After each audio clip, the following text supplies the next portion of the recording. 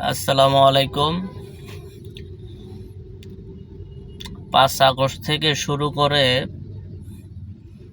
বাংলাদেশে অনেক ঘটনাই ঘটে গেল।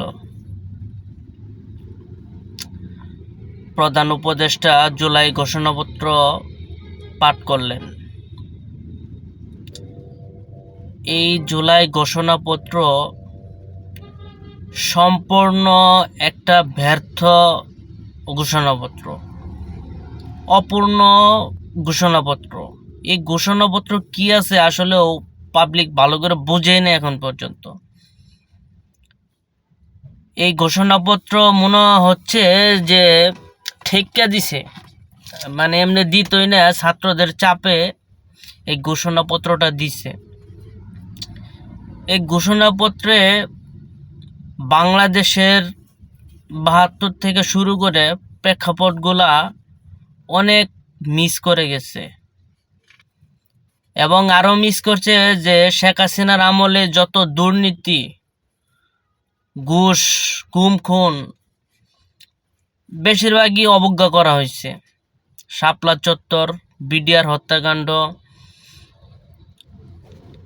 এগুলা সবই পাশ কাটায় যাওয়া হয়েছে, এবং বর্তমান শহীদদের নিয়ে তেমন কোনো গুরুত্বের কিছু পাওয়া যায়নি আমার মনে হয় আর কি। তারপর আসি নির্বাচন প্রসঙ্গ। এই যে ফেব্রুয়ারিতে যে নির্বাচন ঘোষণা করছে, শুধু একটা দলের সাথে আলাপ আলোচনা করে তারা নির্বাচনের ঘোষণা দিল। বিএনপির ভারপ্রাপ্ত চেয়ারম্যানের সাথে লন্ডন আলাপ করার পরেই ফেব্রুয়ারিতে নির্বাচন সিলেক্ট হয়েছে, এটা সবাই জানে। তারপরে যে অনেকগুলা রাজনৈতিক দল বিরূপ প্রতিক্রিয়া জানাইলো, এটা নিয়ে কিন্তু সরকার কোনো আলোচনা করে নাই, না করে নির্বাচনের তারিখ ঘোষণা করে দিছে। তো নির্বাচনের যে তারিখ ঘোষণা করলো, জুলাই সনদ তো এখনো সই হয় নাই, হয় নাই, বিচার কিছুই হয় নাই, শহীদদের কোনো পুনর্বাসন কিংবা অন্য কিছুই হয় নাই। তার মধ্যে সরকার নির্বাচনের তারিখ ঘোষণা করেছে। যখনই নির্বাচনের তারিখ ঘোষণা হয়ে যায়, তখনই অন্য কোনো কিছুর দিকে কিন্তু খেয়াল থাকে না, তখন শুধু নির্বাচন নিয়ে সবাই ব্যস্ত থাকে। তো এই মুহূর্তে নির্বাচন দিলে কতটুক নির্বাচন আপনার ফ্রিয়ার হবে, এটা যথেষ্ট সন্দিহান। তার কারণ হচ্ছে আওয়ামী লীগ নাই, এখন বিএনপির মতো বড় শক্তি, তারা অবভিয়াসলি মনে করলেন কেন্দ্র দখল করবে।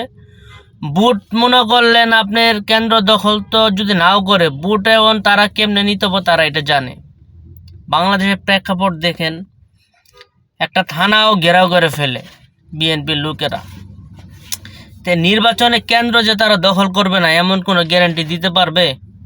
পাড়া মহল্লায় হুমকি দামকি যে দিবে না তারা, এরম গ্যারান্টি কি সরকার দিতে পারবে? পারবে না। আর একতরফা যদি নির্বাচন হয়ে যায়, তাহলে এই 25 সাল কিংবা 26 সাল পৃথিবীর ইতিহাসে কলঙ্ক হয়ে থাকবে। গণ অভ্যুত্থান একদম সম্পূর্ণ ব্যর্থ হয়ে যাবে। সরকারের উচিত ছিল আরও সময় নিয়ে রাজনীতিবিদদের সাথে পরামর্শ করে, রাজনীতিবিদরা তাদের নেতাকর্মীরা কেমনে সামাল দিবে, এসব সব বিষয়ে আইনশৃঙ্খলা বাহিনীর সাথে আলোচনা করার পরে তাদের নির্বাচনের তারিখ ফিক্স করা উচিত ছিল। এই যে ধরেন বাইসাস জামাতে ইসলাম, ইসলাম আন্দোলন বাংলাদেশ, এনসিপি, আরও কয়েকটা রাজনৈতিক দল যদি নির্বাচনে না যায়, তাহলে বিএনপিকে একা নির্বাচন করবে? এটা কি কেউ মেনে নিবে? বিএনপি নিজেরাও মেনে নিব না। তাহলে এই যে বিতর্কতাটা যে সৃষ্টি হচ্ছে, এটা তো আমি মনে করি সম্পূর্ণ সরকারের দায়। বিএনপি তো বলবে যে কালকে নির্বাচন দাও, যে সরকারের ওই অ্যাবিলিটি আছে কিনা এটা তো তাদের ভাবা উচিত ছিল। আর গণ অভ্যুত্থানে পরে মানুষ নতুন কিছু আশা করছিল, নতুন কোনো কিছু হয়েছে আমার চোখে পড়ে না। অন্তত মানুষের যে নতুন একটা আশা আকাঙ্ক্ষা ছিল, এই আকাঙ্ক্ষার বিন্দুমাত্র পূরণ হয় নাই। বিশেষ করে আমি হতাশ। আমি যে কারণে আন্দোলনে নেমেছিলাম, আমি তার ভূগোল দিয়েও যেতে পারিনি। সরকারের শুধু আলাপ আলোচনা এইগুলাই দেখতেছি, আর কিছু না। তা আমার মনে হয় সরকারকে আরও ভেবেচিন্তে সিদ্ধান্ত নেওয়া উচিত। আর নির্বাচন স্বচ্ছ মনে হচ্ছে না যে হবে ডিসেম্বরের আগে। আমার মনে হয় না যে জামাতে ইসলাম, ইসলামী আন্দোলন বাংলাদেশ এবং এনসিপি তারা নির্বাচনে যাবে, এটা মনে হচ্ছে না। সামনে আরও সংকট ঘনীভূত হচ্ছে, এটাই বাস্তব।